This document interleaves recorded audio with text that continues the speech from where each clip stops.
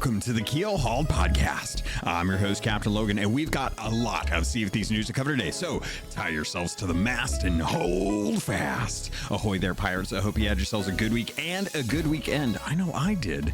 This week, we're going to be talking about the upcoming adventure for Sea of Thieves. It's on this coming week. Hopefully, we're going to find out what's going on with that in the next couple days.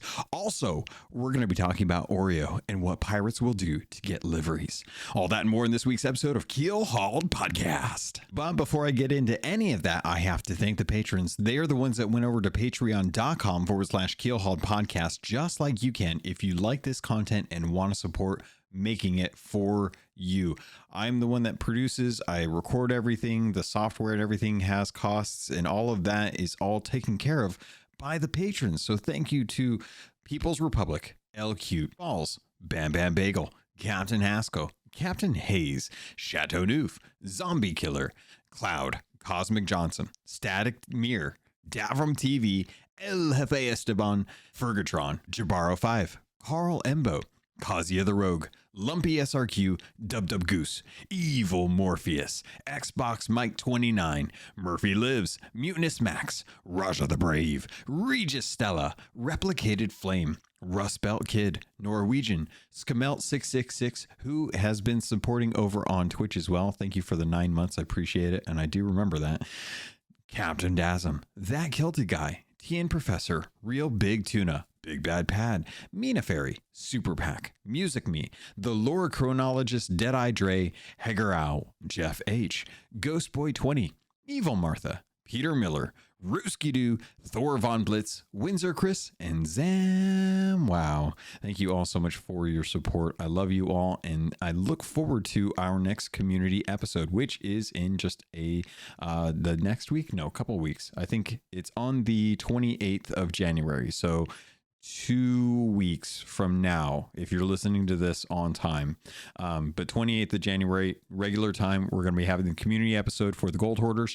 If you'd like to join in on the conversation, you're always welcome to. There's an event in the Discord channel typically that I need to set that up, but it's at 1 p.m. Pacific Standard Time. And thank you again.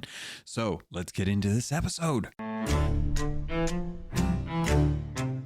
First up on today's docket, let's talk about Sea of Thieves Twitch drops. We got some more Twitch drops that were coming in this weekend, so hopefully you all had an opportunity to jump in to get these. These were going on between January 13th and January 16th, so as of the time of recording, we are on the last day. Hopefully if you guys are listening to this tomorrow, you've already gotten them. It's really tough to get these things out because I don't get heads up on this kind of stuff, which is kind of a bummer. I would love to have this. So we did know a little ahead of time before, so hopefully I did mention it in the past, but this was for the Eastern Winds Sapphire ship set. This included the hull, the sails, the wheel, and the flag. 4 hours worth of time that you had to put in to be able to get these, and you had to claim them after each hour to be able to move on to the next drop. And as always, I have to recommend Chrome extension automatic twitch. Just go over to Chrome extensions, look for automatic twitch, download it, turn off the notifications for it, and make sure that you are getting these drops. All you have to do is open up your favorite Sea of Thieves partner and make sure that you're getting these drops during the time that it is available. I actually think that these are pretty interesting looking.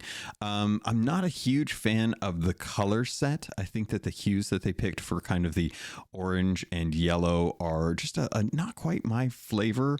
I did really like the helm though. If you take a look at the helm, it is a variant of the Eastern Winds set, but I don't know, they call it the Eastern Winds Sapphire set, but I must be tripping because I can't see the sapphire in this set at all. So maybe this is the wrong set that they attributed for the drops and they just didn't change the name. It wouldn't surprise me. It's definitely something that's happened in the past, but yeah, I don't know what was going on. This is not sapphire at all. I would love to see a sapphire set if they could come out with like a really nice like jade sapphire set, or maybe even like a sapphire mixed in with some ruby, maybe. I don't know, come up with some different gemstones. But the burnt orange and the kind of whitewashed eggshelled white, it's not it's not something I'm really that into, but because it's a drop, I feel like I need to claim it. Also, it's just kind of nice to sit in and watch some streamers for some time, kind of see what's going on in the diehards, as far as like those that are playing, 8 hours a day, 5 days a week, to kind of see like how they feel about the game and what kind of things I can pull from them. Some interesting things as I was watching, a couple things that I noticed was kind of very normal for different kind of streamers, and it depends on who you watch too, but I did find out that there are a few things going on with kind of combat. A lot of people getting some interesting tricks that you can, like I think there was a tweet that came out earlier today about people who've been jumping to soak chain shots, lower chain shots on masts, on solo play sloops to try and eat the damage. Obviously it'll take like half your health. It won't take a full, like that's the interesting thing too. A chain shot does not one ball you the way a cannon does. So instead people are jumping up to eat the damage so that it doesn't hit the mast. And if anything, I would say that any kind of metal iron coming from a cannon at the speed of a cannonball should probably kill you. Like a chain shot should probably decapitate your pirate. So if I had my druthers, I would actually say, hey, Rare, let's address this. Let's make a cannon shot, whether it be a chain shot or a cannonball, one ball you. So we can kind of say like, okay, well, if someone's going to jump in front of a chain shot to protect their mast, that should probably come with some more repercussions than just 50% health. So I don't know. I can't really imagine a flintlock pistol doing as much damage as a chain shot, but maybe that's just me. So it was nice to be able to get in. I watched a few streamers. I think I watched Fox Die. I watched Fuzzy Bond, Carides for a while. In fact, I think I finished my drops with Carides, and it was pretty nice. She had actually soloed I think she kind of finished off a Fort of the Damned. It took the key and then didn't really have any plans because she was getting chased by another crew. And I think she just wanted to play keep away, and she did a fairly good job. I think there was one point where she jumped. No, I think she'd made a mistake where she lunged off. She thought she was going to be able to get on board, and she didn't get the board, and something happened to where her ship got locked down and she lost the ship. But for her, honestly, she has so much gold, like a Fort of the Damned is not going to really impact her in the slightest. So for her, she was just having fun keeping away from nerds. And I got to say, it was very entertaining. So thanks to all the streamers that were out this weekend streaming, who were participating for the Twitch drops, to be able to give everyone an opportunity to pick up this set, because while this set doesn't necessarily speak to me, I could definitely see this being a set that speaks to other people. One interesting thing that I noticed on the Twitch, not the Twitch drops, the Twitter image that they use to kind of show the promotions.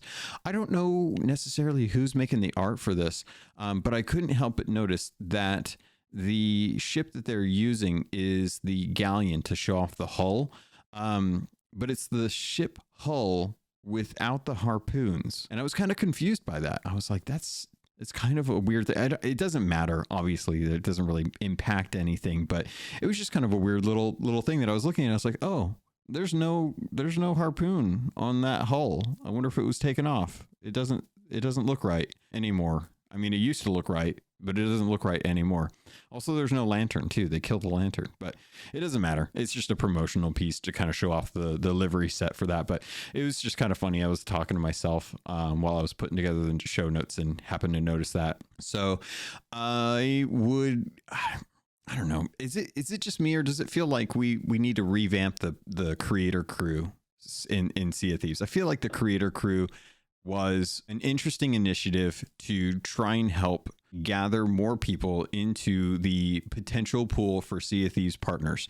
Nowadays, if you're a full-time streamer, you're pretty much guaranteed to hit partner at some point. You really don't need too much as far as like a hours viewed or hours streamed and viewer count and stuff like that. It's not too hard.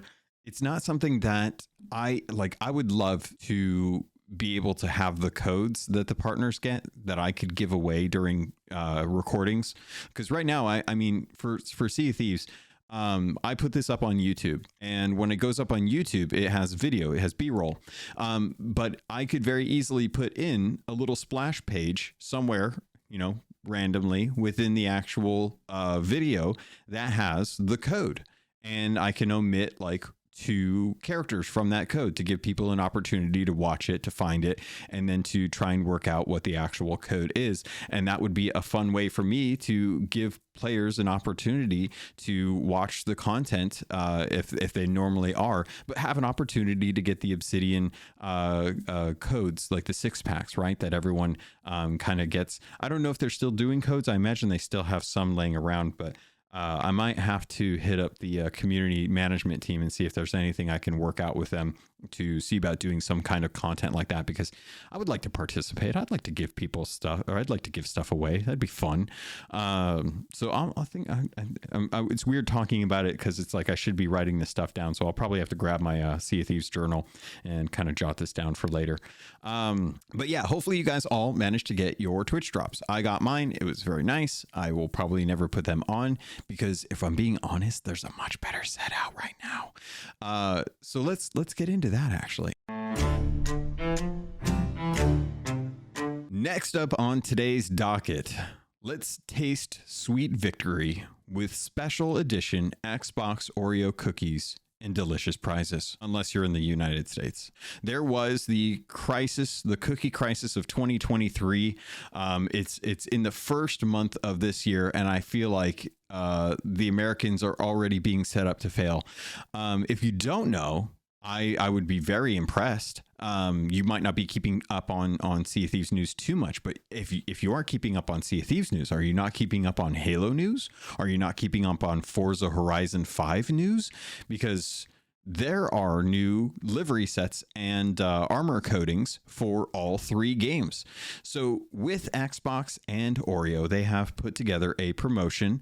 I don't know how long this promotion is going, but starting on the 16th, which is the day this goes live, you should be able to head over to the stay-playful.oreo.eu link, which if you're an American without a VPN, this will just say, sorry, this promotion is not available in your region. But if you're in the Europe area, then you have access to this. There are 22 countries. Yeah, so Austria, Belgium, Czech Republic, Denmark, Finland, France, Germany, which I'll get into in a bit, Greece, Hungary, Ireland, Israel, Italy, Netherlands, Norway, Poland, Portugal, Slovakia, Spain, Sweden, Switzerland, Turkey, and the UK. All of them have access to limited edition Oreo cookies. These cookies will now bear the Xbox logo as well as the iconic symbols A, B, X, Y controllers, along with some directional arrows. By scanning the Oreo Xbox Special Edition cookies, and by cracking the exclusive cookie combination, inspired by cheat codes hidden in games throughout the history, fans can unlock a range of prizes. These prizes include the Halo Infinite multiplayer skin that gives you a blue, cookie cream, white, and black armor set.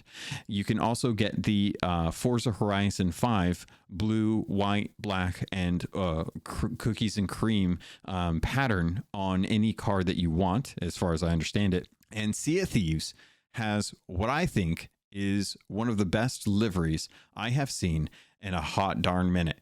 It is black and white with a light blue hue on top deck. So the entire hull is black, and there is a long white strip that goes along the upper deck of the ship, and it has little speckles of white, or excuse me, little speckles of black along the white to kind of be the cookies and cream. The sails for these have black kraken tentacles coming up from the bottom with a half moon circle blue, light blue from the bottom. And the top half is in the shape of a skull without its lower jaw. And it is black, while the rest of the actual sails are a cookies and cream kind of black speckled white. and they look fantastic. They look so good. They're simple, they're understated, but their clear design really does kind of show some really cool kind of Sea of Thieves piracy type things. You know, it looks very much like some of the original sets that we've got. And I love more liveries to have skulls. The more skulls you put on a livery set, the happier I'll be. So please, please do this. So this harkens back to my memories of 2018. And you might be thinking, Logan, you call back to 2018 all the time. Dude, get past 2018. I can't. It's so hard. It was when the promotion for Sea of Thieves was at its most, and everyone was really interested in finding out what was going on about this pirate game. In back around, I would say like April, May, and I'm pretty sure it was around May, because this is when I remember the most kind of going out and getting it. Chips Ahoy, which... I mean, ahoy, come on. Which actually, now that I think about it, I have no clue why Chips Ahoy have ahoy in them. It's a really weird word to put associated with chips and not have like a pirate theme around them, but apparently they do. So in 2018, Chips Ahoy had a Sea of Thieves promotion, and I remember the promotion had a code on the back of the packaging for the cookies that once you got that code, you went to the Chips Ahoy website, you entered in the code, and you started to get the Obsidian 6-pack, or it was kind of a variant of it, but you got most of the Obsidian cosmetics for like the actual equipment and such. And you had to enter in multiple codes to get the different pieces of the equipment, which I think was 4, maybe 5 at the most. And it was very interesting to kind of see like what pirates were doing to try and get these codes, because these codes were only available in America. These were only available in North America from what I remember. I can't be sure about Canada, but I'm pretty sure it was all of North America. And it was really interesting to kind of see what was going on with this, because at the beginning of Sea of Thieves, we didn't have the Emporium. We didn't have really like any kind of additional sets that were coming from the what's it called, from like different Twitch streams and stuff. Like we didn't have Twitch drops at all, right? Everything that we got was from, well, I take that back. We did have the Eben Flintlock Twitch set. That was definitely one of the ones that we got.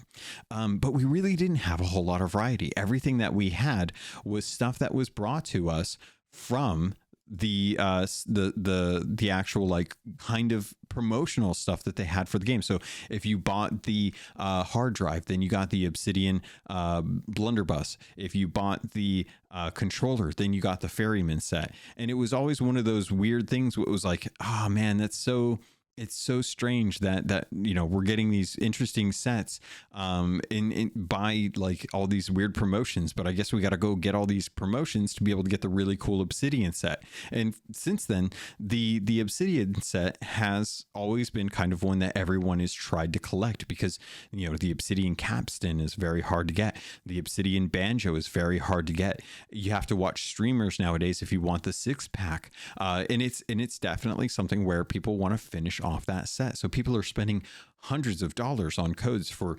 the hard drive to be able to get the blunderbuss, things like that. And with this latest promotion, it very much reminds me of what was going on back in 2018 when you had to go out and buy cookies to be able to get the code to start getting some of these Obsidian set pieces, right? And now it's flipped. Now that we've it's almost 5 years later, and Xbox has decided to do us one over. They've said, you know what, America, you had your Obsidian stuff. Congratulations. Now we're going to do one for the rest of Europe. So now Europe gets all of these Oreo cookie cosmetics. And there has been so much fervor about how Americans can get this set. And there are ways. And ironically enough, it is a very pirate way to get them. So I will say that it does involve a code, and that code is either up A, Xbox, and Y, AYBY if you're in Spain, or for the Swiss, it's YAX up. Now, I will say, I don't know what all of the different countries are going to have for their code that they have to work out to be able to get this cosmetic set, because genuinely, it doesn't go live until tomorrow. But Germany went live early. And as such, a lot of people in Germany apparently go out and buy a lot of cookies. In fact, so many people live in Germany that they had to log into their home account in Germany from outside the country where they were obviously traveling on vacation, and to be able to get some of these. In fact, there were a lot of German folks in America that happened to be able to have their family go out and get codes and get these cookie promotional codes for them as well too, while they were visiting who knows who in America, and maybe pass a couple on to friends and things like that. But funny enough, a lot of community members came together, and for those of us who wanted them, we were able to get them. And I won't say how I got mine, but I will say that I did get mine, and that I really appreciate those that helped me do it. Not to name names, but I really appreciate the effort that they put into to help get me my code. And the reason I say that is because back in 2018, and I feel like I put in my money here, back in 2018, I got enough cookie boxes to get the 4 codes that I needed for myself. But as a fan of Chips Ahoy, especially the chewy kind, and Oreo, I actually love both. I went and continued to buy as many boxes as I could justify to eat, because I genuinely was eating them. A lot of people went out and they just picked up the package, took photos of the actual code on the back of the box, and then left and never bought the actual product. I at least bought every package that I got a code for and ate that box on my own. I'm not saying that was a smart idea, but I'm saying that I did my due diligence. And I took those codes and I even offered them up as a contest to try and help Captain J from A Crow's Nest YouTube channel from back in the day try and find his Easter egg in the game when we were trying to figure out where that was, because we found out that it hadn't actually been entered into the game the way it was intended to be from the launch. But I kept giving codes away when I was getting these things, because you would get the cookie code, and then the code would give you one of the cosmetics and then some time for Game Pass. So I'm pretty sure I still actually have the whole list of all the codes that I had saved to give to people who weren't able to get codes from other people that were living outside of the United States. And I must have given away at least 20 codes over the course of the actual promotion, because it was going on for about a whole month.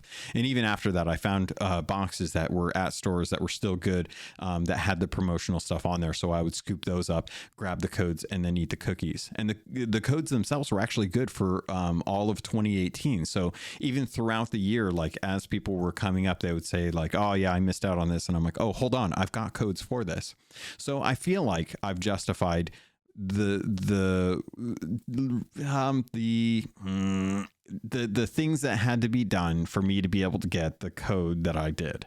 And I didn't have to put too much effort into it, because I have amazing people in my community who are very thoughtful, very caring, and were willing to do what they had to do to help their friends in the community. And it was really heartwarming to have that, because I was planning on getting these in some way. I was actually reaching out on Twitter for people who happened to be in the UK, who happened to get Chips Ahoy cookies codes from me if they were still playing the game, hopefully, to try and see if they could get me Oreo codes. And I had a few folks reach out to me about that, so I appreciate it.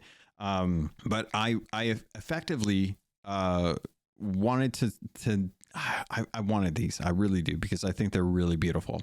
And it is kind of a bummer that this isn't something that North America gets to jump in with, because I think it was such a bummer that the Chips Ahoy one wasn't available around the rest of the world. And there's plenty of other places in the world that love Sea of Thieves. You know, South America loves playing in Sea of Thieves. And we also have a bunch of folks out in Australia as well, too.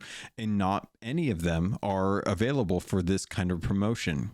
And it really does suck. I'm not going to beat around the bush. It's a bummer that they can't participate in this, because I think they ought to. I think they ought to have the ability to go out and support Oreo if they want to get this livery set, you know? But thankfully there are ways to get around it. I think they might have even changed their website to try and address the fact that they probably woke up the next day and realized that there were a lot of Germans redeeming cookie codes early. But regardless, I think that it's nice at least that many of us were able to get them when we could, even though we weren't eligible for that. And I just want to say thank you again to everyone that was doing that. Next up on today's docket, I wanted to bring up Pendragon because I had an interesting kind of back and forth with Mike Chapman on Twitter. He was nice enough to respond and give me a fair amount of clarification on something. And I'd asked the question, as a result of the latest adventure where Pendragon had lost and been trapped in the Sea of the Damned, something in my mind convinced me that he was merely trapped in the portrait. So I had to reach out to Mike and I had to ask him in response to, I think it was either Jeff Pegleg Perez or Tomas. I can't remember which one it was. But I reached out to Mike and I was like, hey, just for clarification reasons, why is Pendragon trapped in the portrait or the painting, or is he trapped in the Sea of the Damned, right? And the reason I asked him was because I can't remember who I was talking to the other day, but I was very concerned about why we were so pressed to go and rescue Merrick after he had actually been murdered, to bring him back from the Sea of the Damned. He was being held captive by the Dark Brethren court, and we knew that he was being trapped up at the top of the kind of messed up version of the Sea Dog Tavern, which ironically enough enraged Ramsey to send us over to the Sea of the Damned via the mask or the Veil of Ancients that was tied to his little staff, and send us into the Sea of the Damned to bring his soul back so that he could actually be back with his family. Well, he decided to stay away, or at least after we rescued him, Merrick decided to stay as a ghost to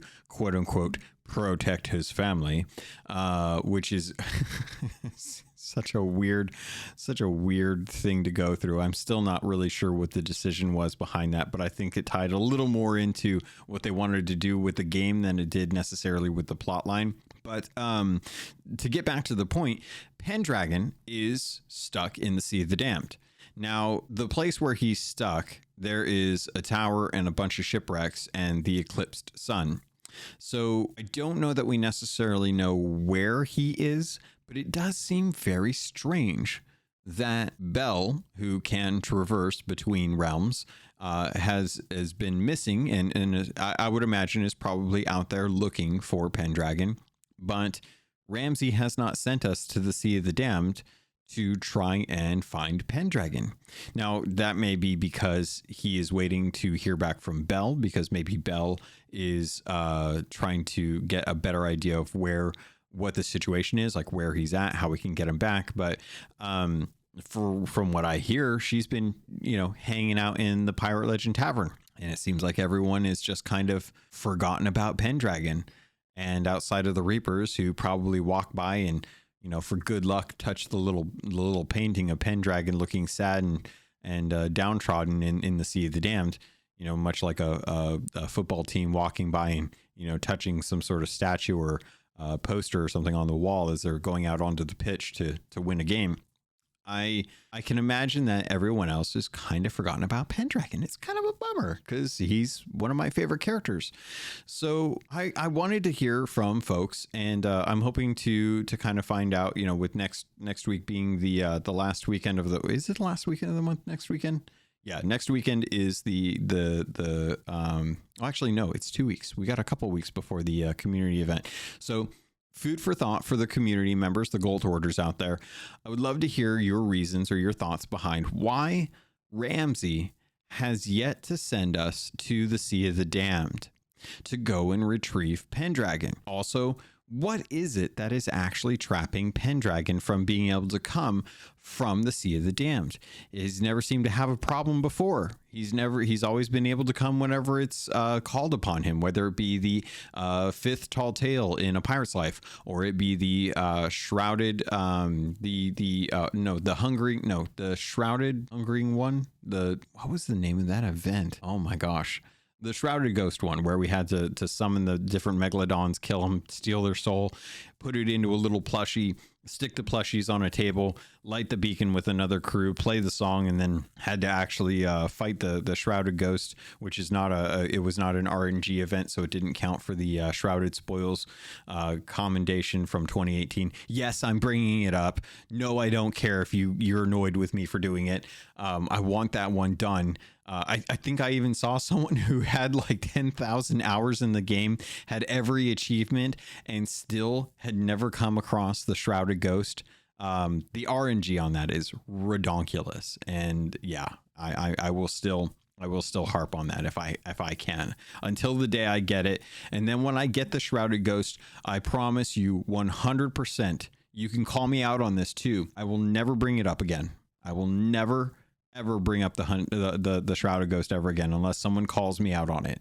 If someone calls me out and they're like, hey, what do you think about the Hungering or the Shrouded Ghost? I'll be like, the what? And then just leave it at that. And I will never wear that title, because I'm not mean, and I'm not going to mock people for not getting RNG. That's how I'm going to do that.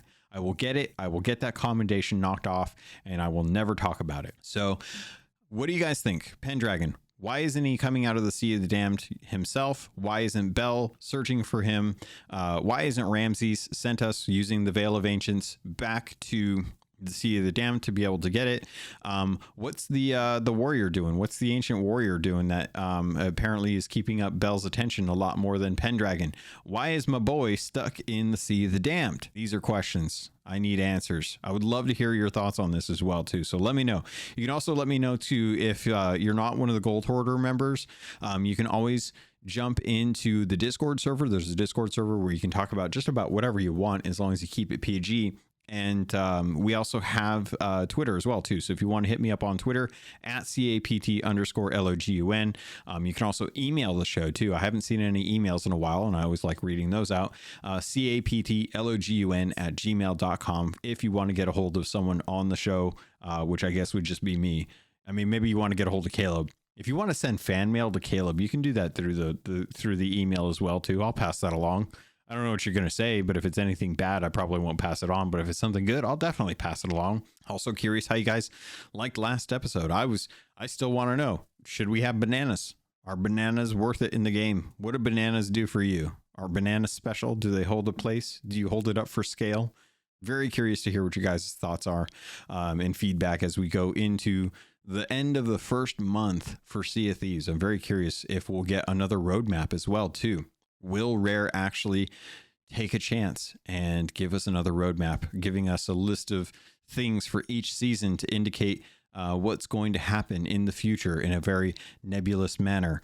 Also, when is our next Community Day event? I'm very curious about that. Will we get another podcast episode? I can't remember the last one we had, so I'm very curious to hear what folks will think, unless maybe the last community episode was, maybe the last podcast was the reveal of Flameheart versus Pendragon. Does that count? I don't know if that counts.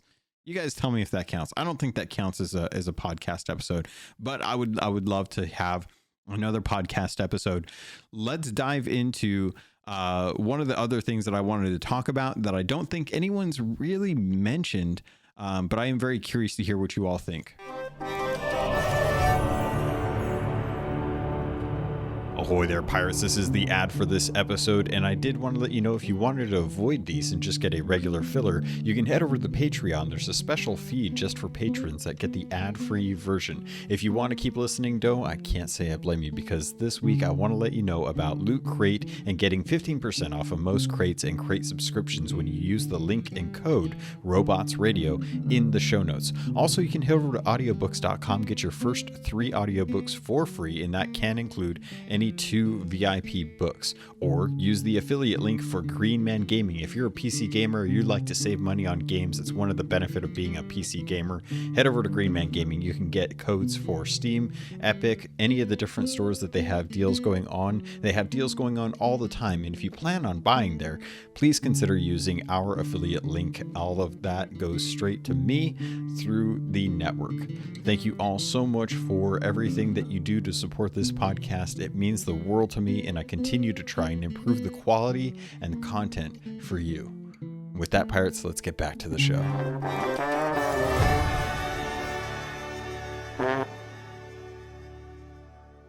Next up on today's docket, let's talk about the Sea of Thieves origin comics. If you guys don't know, over on Comixology, at least in the US, by Titan Books or Titan Comics, Sea of Thieves has had a origins comic, and this has been something that has dove. They have dove. Oh, it still sounds weird. Why does that sound weird? They've gone into the different trade companies to kind of show the origins of how the Gold Hoarders became the Gold Hoarders, how the Merchant Alliance became the Merchant Alliance, how the Order of Souls have become the Order of Souls. And I've covered these in the past. The reason why I'm bringing them up now is because I actually got the physical trade back that has come out. This is something that was available for pre-order on Amazon for a very long time. I've been waiting for this for a while. And the reason I've been waiting for it is because up until this point, there has not been a physical copy available for these comics. They've only been available on Comixology, and I have physical copies of all of the original comics that came out when the game was launched. I have all of the books at this point physical as well too, and this was something that I've been hoping was going to come to physical, because having them available through the Comixology is fantastic, but I never get a chance to actually go thumb through these, take a look at them, kind of pour over the pages and the art, and be able to really kind of focus in on certain aspects of them, not in the way that I typically do with all of the other stuff that I have with Sea of Thieves, all the other comics, the art books, things like that. I love being able to kind of actually physically hold these. So I got my copy in. It was in a plastic mailer, and it got bent. And I was kind of bummed about that. So I've been trying to get it unbent, to not too much avail. I've been trying. If anyone has any tips on how to get these things not being bent anymore, that'd be fantastic. I'd love to hear those. I've been having them between 2 hardback books with a 10-pound weight on top of it. I don't know if that will actually make a difference, if I need to do something different, if I need to use heat or something like that. I'm worried. I don't want to mess it up, but I do want to get that bend out of it, because I'd like to have these kind of in the best condition that I can. And, I've already got it. I don't need to buy another one. I don't need to try and get a perfect edition, because I probably will eventually be thumbing through this. So I imagine I will probably get the pages, they're not going to be in pristine condition forever. Right. But I didn't want to have this crease in it. It's kind of bummer. But the reason I bring this up is because I'm really excited to have this. It's really nice to actually have these in the trade back form, which if you're not familiar, comics usually have just the single issue, or as they come out on a monthly basis.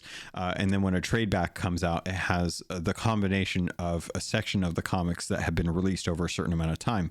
This, in this case, has all 3 of the original origin comics. And it's very fortuitous that this came in around this time, because I've actually wanted to bring up this that I don't think I've actually heard anyone talk about this, because we've been talking about the Champion of Souls origins that have been out as well. We've had the 3 Yeah, we've had the 3 origins for Pendragon. We've had this trade back, which has the origins for the Merchant Alliance. And now we have a new one. And I don't remember actually going over and talking about this, but we have the one that is the Sea of Thieves origins book, The Servant's Tale. And it actually tells the story of the Servant of Flame, or Flameheart Jr. And it's very interesting to kind of thumb through this, because as you're kind of going through this book, you start to realize a couple of the things. And if you've gone through and read Sea of Thieves, oh gosh, now I'm blanking on what it's called, A Tale the Tale of Sea of Thieves book. I think it's just called The Tales of Sea of Thieves. It's behind me on the bookcase, but I don't want to get out of my seat to go check right now. But if you've read that, then you kind of already know the servants or Flameheart Jr.'s story, but you don't necessarily know what happens to him after he turns into a skeleton, right? And it's not until you actually get this origin comic that you start to be able to see like what happens to him. And it's really interesting because at some point he is just kind of meandering around on an island, trying to figure out what to do. And as he is like getting chased by a couple of pirates who are out there trying to get, they're trying to do a merchant task, but they come across a skeleton, and the skeletons are usually something where they're like, oh, you know, we could 100% sell this skeleton skull to the Order of Souls, so we might as well do that while we're working on this Merchant Alliance mission or voyage. At which point I will say again, I would love to be able to work on multiple voyages for different trade companies at the same time that isn't necessarily tied to the Athena's Fortune voyage, because I hate doing the merchant stuff on that. Anyway, I think there's actually a captain's voyage for that, so I don't know why I'm complaining. But anyway, getting back to the comic has the Servant of Flame, or Flameheart Jr., running away from these pirates. And he manages to escape, but the way he escapes is by rolling down a hill, falling off a cliff, and smashing into a bunch of pieces. And it's not a very glorious, ending for Faintheart Jr., as you know, many people know him as. And it talks about the fact that he was kind of stuck after he was a kid, which has a great image of him as a child yelling his father's name, which it's hilarious because it really does show, like, I don't know. I instantly attributed it to the whiny nature of Reapers, but it's besides that, I think that's a whole different association, but I just had a good laugh at that at the expense of the comic. It shows that Flameheart Jr. is cracked. He's damaged. He's worried that he's going to, disappear if he tries to move or do anything. And what happens is Wanda the Warsmith, or the Captain Warsmith, shows up and finds Flameheart Jr., like specifically Flameheart Jr., right? She's not just wandering around and then just happens to find a random skeleton who is in need of help. She finds Flameheart Jr., someone that she's actually been actively seeking at this point, because it was before the Reaper's Bones came into existence. It was after she had been changed and she had donned on the mask, but definitely before the Reaper's Bones hideout. And the interesting thing that comes from this is that she is the one that uses mud to graft on his face a way to kind of mend the cracks in his bones. And it's the reason why his face is shaped the way it does. It's why the Reaper's Bones have the mask the way they do. And she kind of tells him the history of Flameheart Sr., who he was, what he was like, and we get some real images of Flameheart Sr. as a pirate before he was changed into the skeleton that we know from the big red head in the sky. Very interesting to kind of see like what he used to look like.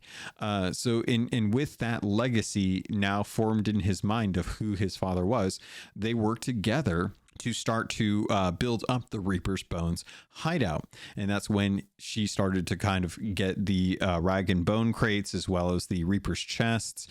She tried to make deals with the merchants and tried to undercut the merchants. She tried to offer gold for anyone that would bring her stuff.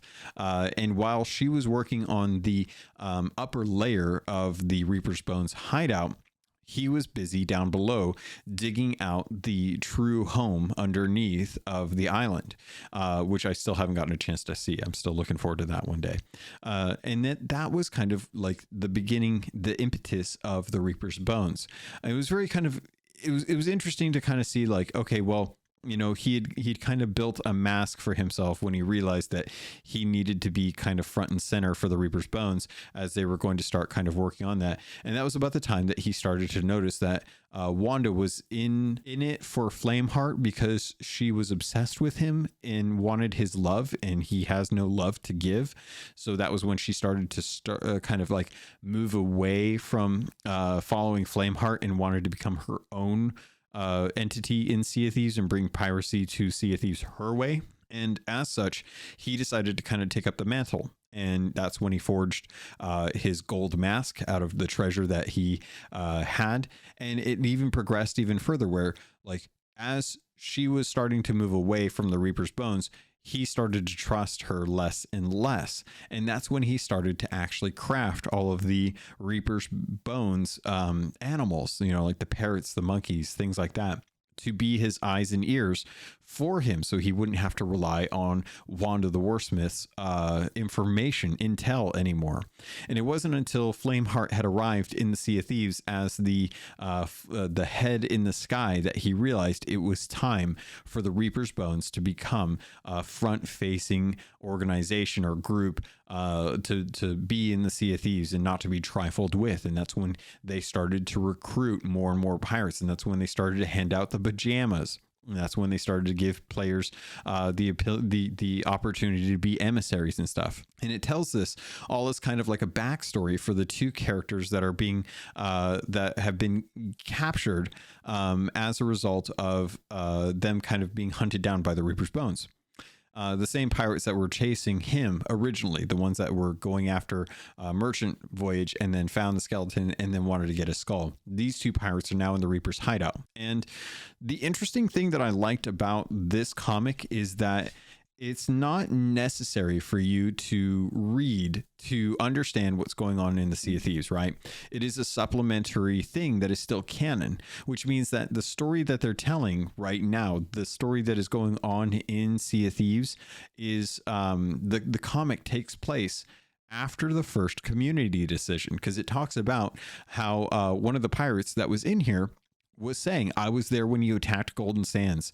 You and your real pirates, quote unquote, destroyed anyone and anything you could, but you were stopped. Golden Sands still stands. And I like that they call that out. I like that it takes into account the community decision that we had and actually talks about it and actually gives a reason from the Reaper's perspective about why it didn't matter. And the Flameheart Jr. says, you and I saw the battle for Golden Sands quite differently. The Reaper's Bones were unseasoned. Many still not even adjusted to their new roles and realities, meaning them no longer being human, because you have to drink the chalice and you have to become a skeleton, you become a Reaper's Bones, blah, blah, blah, blah, blah. It was only a test, a demonstration of what's to come. And he talks about how he had recalled his Reapers back to their ships to leave the battle on Golden Sands, which we didn't actually have like hey, we're going to have a fight on Golden Sands. The thing I wanted to have is actually in the comic, which I think is amazing. I love the fact that they said that there was technically a battle for Sea of Thieves or for Golden Sands on Golden Sands. I wish we could have been part of that. I would have loved to have been part of that.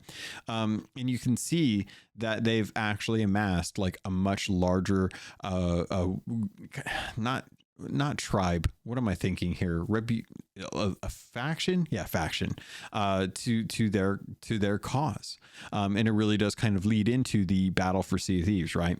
But it's really kind of nice to see that the origin comics, which are canon and are written by the folks that are over at Titan Comics. Let me see if I can actually find the name of it. Let's see. Okay, yeah. So this was written by Jeremy Whitley, and the artwork was done by Roald Marcelius, I think is how you pronounce it. But this is also in part done with Mike Chapman, Chris Alcock, Adam Park, and Pete Heinz, as well as Isher Dillon over at Rare. Actually, oh, you know what? I'm going to take this back. Chris Alcock is actually in the special thanks, but I'm actually reading through the credits on this, and I'm not seeing Mike Chapman's name, which is very interesting because Mike has been on everything up until this point, which makes me wonder if Chris was the one that kind of headed up the comic aspect of this. Let me take a look and see. Yeah, because, okay, so I'm reading the Sea of Thieves Origins, right? The actual trade back that I got. And the special thanks here are for Pete Heinz, Adam Park, who both of those are the marketing directors for Sea of Thieves merchandise. They're the ones that are dealing with all of the extras, all the stuff that comes for outside the game. So any of the stuff that they sell on their shop or any of the promotions or things that they do, they're the ones that coordinate that. Mike Chapman and Brett Allen over at Rare. And Mike has been part of the conversation for everything that goes on story-wise outside of Sea of Thieves. If you look up any of the books, he's thanked in all of those. This is actually, I'm actually kind of curious. I want to take a look at the Sea of Champions stuff too and see if his name is in the special thanks for that, because that would be very interesting if the comics have actually spun off from Mike from doing that. Okay, so the first origin comics that is for Pendragon, the Champion of Souls, still has Mike's name in the special thanks. Taking a look at the third one, let's see if he's actually listed in this one as well. Oh, come on, internet, don't be mean like that. So yeah, he is still, but this the third one actually has Chris Alcock brought into the special thanks for this one, as well as Anna Collins and Isher Dillon. So that's interesting. If this is the case, this is the first story-based canon-led comic for Sea of Thieves that has come from the studio that has not had a special thanks for Mike Chapman, which I'm very curious to talk to Mike about. I'm wondering what it was that he was doing that actually pulled him away from this. Because I have Heart of Fire here, and I'm pretty sure that Heart of Fire actually has him in the special thanks for this as well too, even though I know it was a book that was written for or by Chris Alcock. Let me see here. Epilogue, acknowledgements. Let's see. Adam Park, Pete Heinz, Isher Dillon, Mike Chapman. Yeah. So yeah, it's definitely one of those things where, because that was actually produced by Titan Books as well too. So yeah, as far as I know, this is the first comic that has been put out by Rare through Titan Books that has not had Mike Chapman's name on it, which makes me wonder, is he working on everything? Is he kind of approving things without necessarily needing to? Or is Chris getting more agency? Or, is Isher Dillon starting to work on this more and taking over the role of narrative for Sea of Thieves? Like, I don't know. Makes me wonder. Interesting. But yeah, if you guys get a chance, definitely head over to Comixology. Definitely take a look at the Servant's Tale. It is the latest issue of Sea of Thieves Origin Comics. I'm kind of hoping that we get another trade back that is just for the Champion of Souls. And if there's another couple comics coming out in the future, that those will encompass the Servant's Tale along with whatever they are. So that way I can continue actually having physical copies of this, because that's what I would like to have. I would like to continue to have physical editions of the Sea of Thieves comics as they come out. It's nice to finally get the first three. I would like to have the Champion of Souls on my shelf as well too, and then the Servant's Tale with anything else that comes out. That'd be fantastic, because it's nice. It's really nice. But I think that is going to do it for that bit. Let me take a look and see if there is anything else I want to talk about. Oh, you know what? I can't believe I almost forgot about this. I wanted to talk about the Secret Wilds. This is the new adventure. This is going to be the next adventure. It is the second adventure in the 3 adventure arc. This is coming January 19th to February 2nd. 2 weeks. It's this week, which means tomorrow, or the day you're listening to this on the 16th, we should have a trailer drop for the cinematic. They've always done the cinematic on the Monday. If I have time, I will probably download that and try and do a reaction to that on YouTube. But the Secret Wilds is coming out. I love the name. I absolutely love the name, because it has a very interesting kind of notion to it. Like, it tells me that there's something going on with the constellations. There's a compass involved. We know that Suds is going to be involved, because her mask allowed her to see a map that couldn't be seen unless you were wearing the mask of Briggsy. And she's got a compass in the artwork that they're showing for this. There's alt text on this image, which is on Twitter, by the way. And it says a close-up pirate from Sea of Thieves holding a compass with two clearly visible symbols, one of crossed swords and the other a symbol comprised of two large V marks side by side with a third smaller V pointing the same direction in between them. All we can see of the pirate's face is a long nose protruding from a white mask and gloved collar of and the collar of a red jacket plus fingerless gloves. Now, one thing that the alt text doesn't explain on this is that there is a third symbol on this compass. It is a blue symbol of the secret eye, which is just a diamond with a dot in the middle and 4 triangles on the flat angles of the diamond. This is something that's prominent around Sea of Thieves. It is definitely an ancient one symbol. You've seen it if you head over to, where's the nearest one? Log into the game. If you spawn at Ancient Spire, head over to Devil's Ridge, and you'll see one. There's a sun on one of the big rocks on the north, south, east, west, east side of the island. That you will be able to, east side of the island that you'll be able to see. And it's that image. Also, if you head over to Thieves Haven, a bunch of eyes on there, you'll see it. So it makes me wonder what's going to happen with this. Are we going to get this compass? Compasses are very, very much used in stuff. So I would imagine that whatever's going on in the wilds right now, which if you haven't played in a while and you're just listening to this to try and keep up on what's going on in Sea of Thieves, and you might have missed one of the prior episodes, in the wilds right now, there are different areas across some of the major islands. So Kraken's Fall, Marauder's Arch, Crooked Masts, and Old Faithful that have gray or green like areas. And life has come back. You know, life found a way to bring back some life on these different islands. And we might actually see something interesting. Yes.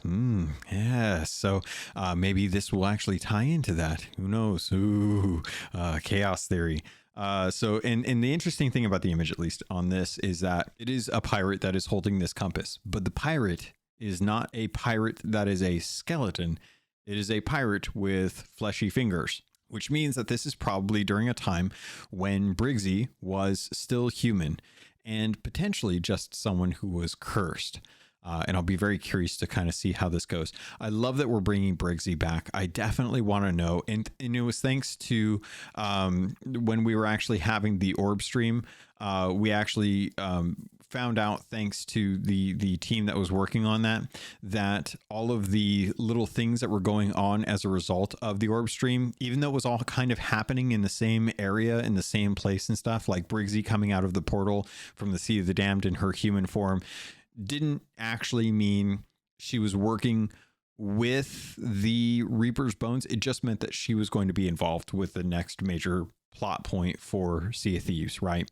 So I'm very curious to see if this adventure, which is something I've been waiting for, I want this lore to kind of give us a bit more backstory on Briggsy and what happened to her that potentially caused her to become a cursed skeleton or the cursed rogue, right? And I'm looking forward to finding out, like, what does the green, blue, and red symbols mean with this? Like, how are those going to be constellations? Are those constellations going to be things that take us to some sort of secret in the wilds?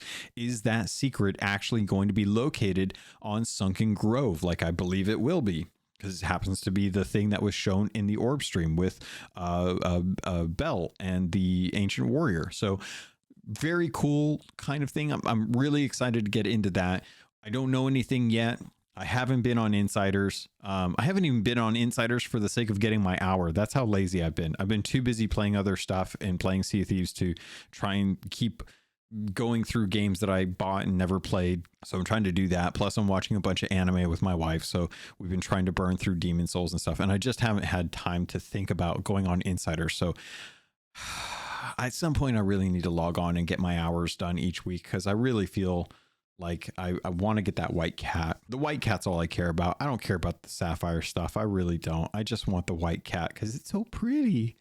I just want the white cat. Also, if you guys haven't, and you do have the Oreo set, there is a black and white kitty I would very highly recommend naming that kitty Oreo because it fits in perfectly. And why not have the Oreo livery set with an Oreo cat? And if y'all come up with a nice black and white Oreo cosmetic set for your pirate, that'd be cool. I would love to see some pictures of what you want to see.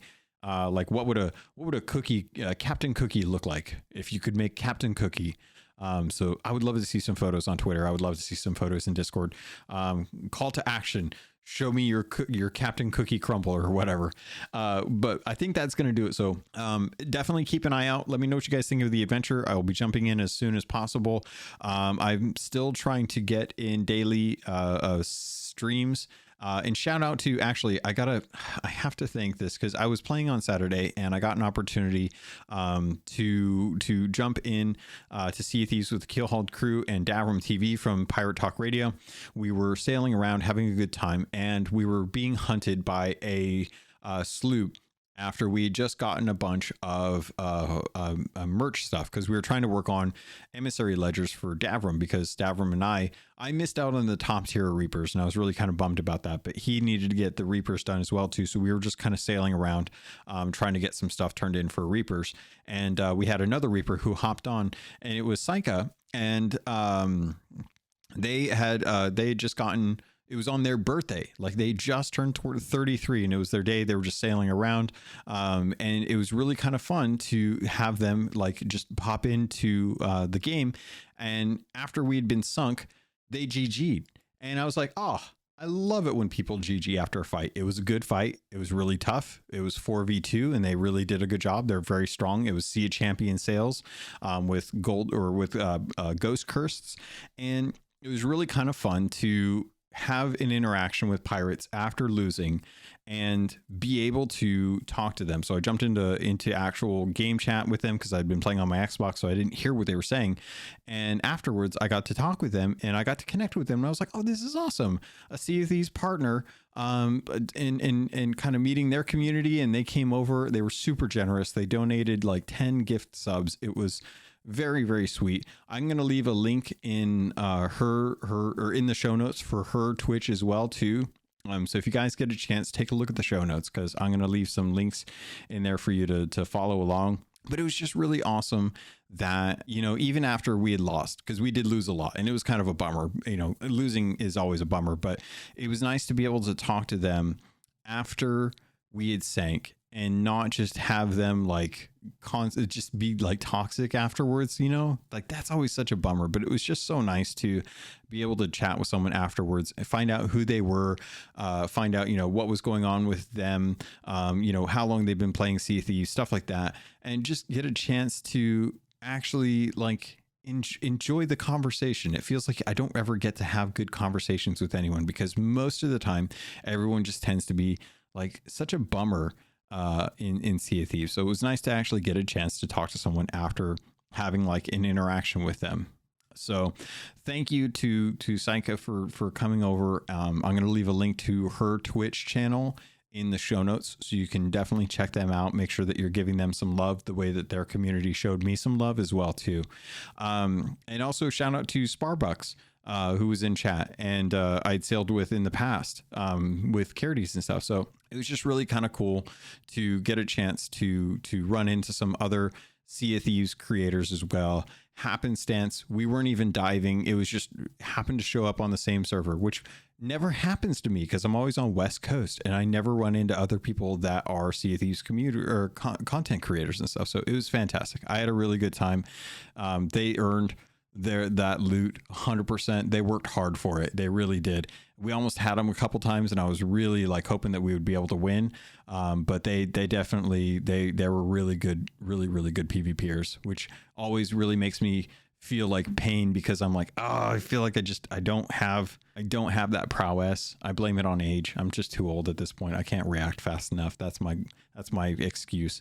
But anyway, I really love that there are community members out there that you can look at and run into and chat with and be like, they're cool people. I'm okay losing to them. It's other people that I run into that are like, oh, get good. Oh, you know, you guys suck. Oh, blah, blah, blah. And you can even beat them and they'll still be like, oh, you suck. It's like, I can't with you. Can you just Can you be a better human being? It's just a video game. Let's just have some fun. I'm just here to have fun and enjoy life. I don't need you guys being all like me. Let's have fun. Let's talk and love Sea of Thieves for once. All right. So anyway, I think that is going to do it for this episode. I hope you guys are all having a fantastic rest of your week. I can't wait to see what's going on with this latest adventure. And if you guys don't know, actually, I didn't think about this, but I have been doing, this is the second week, but I've been doing a co-host for the Xbox expansion pass. So if you guys remember, I actually was doing an Xbox podcast for a while, and I had to stop it because it was becoming so much work that I was losing out on spending time with friends. I was losing out on spending time with my wife, and it became just a little bit too much for being able to be a full-time content creator as well as a full-time just employee for the job that I do. And so I had to stop it.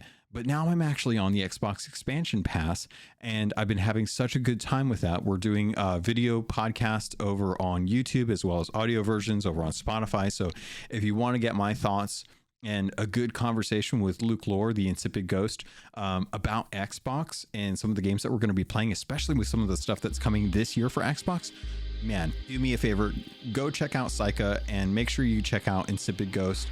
Make sure you guys go check out the Xbox expansion pass, because I've been having a blast talking about the game industry in general. And if you guys are still looking for content from me, that's the best place I can go to right now. There's going to be a new episode of Destination Indie going up on this feed, and then it'll be transitioning into their traditional feed. There's also on Destination Indie, there's also a YouTube channel. You can go see some old stuff. We got some new content coming for that as well too. So plenty of places to go find my voice if that's what you're looking for, or if you're just looking for Sea of Thieves content, stay right here, because we'll be back next week with another episode of the Keelhauled podcast.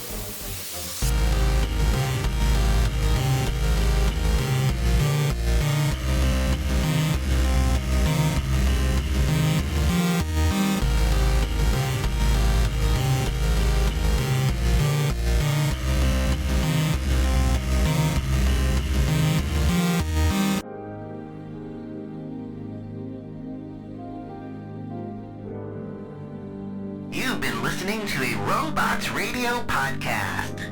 Smart shows for interesting people. Check out all the shows at robotsradio.net.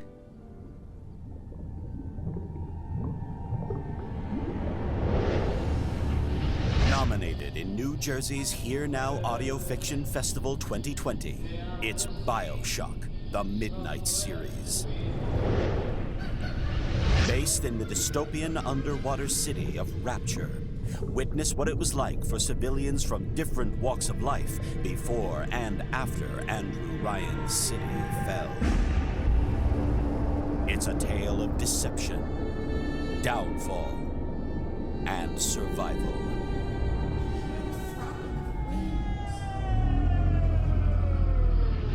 BioShock, the Midnight Series, a podcast by Preston Hardin. Listen on Spotify, Apple, or wherever you get your podcasts. In a world where solid-state electronics and vacuum tubes are still meta, people never stop loving atomic-powered everything.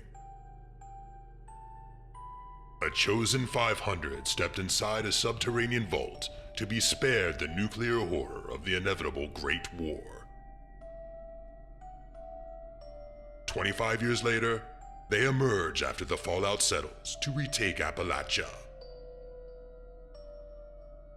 Among them, two former rivals whose blood feud will tear West Virginia apart in their epic struggle for survival. Chad, a vault bro who has a strength of 15, an intelligence of 2, and is a complete wasteland dickhead. Simon, a complicated anti-hero who chooses light and hope, but accidentally becomes a cannibal and wakes up naked and afraid with a Scorch Beast queen after a date goes terribly wrong. What? I mean, it's a wild wasteland, right? This dark humor radio drama will have you driving off the road and crawling out from under the fallout. Two men one wasteland. And so many nukes. Chad, a Fallout 76 podcast. Rated R. Now streaming on your holotape player podcasty thing.